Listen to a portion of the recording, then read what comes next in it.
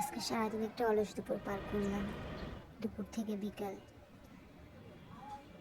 রোদ থেকে বৃষ্টি, সব কিছুই। ছাদ বাগানে একটুখানি পুঁইশাক হয়েছিল, যেহেতু এটা আমাদের ভাড়া বাসা, বাড়িওয়ালার অনুমতি নিয়ে আমরা এখানে পুঁইশাক লাগিয়েছি।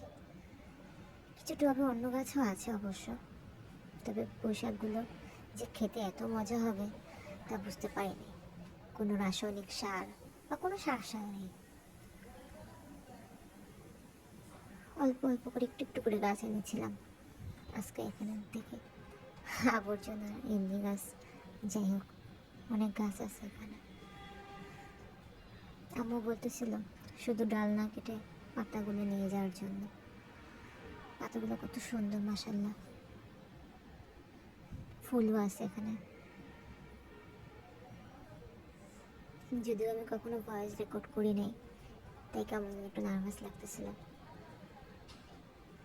যাই হোক, পাতা তুলে নিলাম অনেকগুলো। এখন আমার গাছগুলো কিরকম ফাঁকা ফাঁকা হয়ে গেছে, মাটি দেখা যাচ্ছে।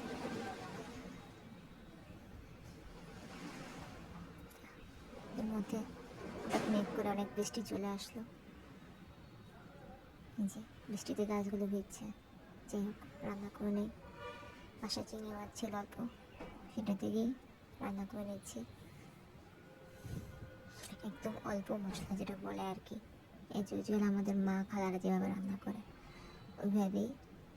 কিন্তু এখানে আমি যতটা সম্ভব পারছি কাটা মশলা ব্যবহার করছি, কোনো বাটানো মশলা ব্যবহার করিনি।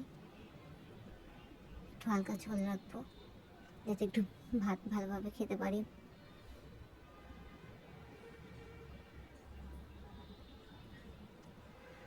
রান্না শেষ, বাইরে এখন বৃষ্টি হচ্ছে, ও পাখিরা বৃষ্টিতে ভিজতেছে।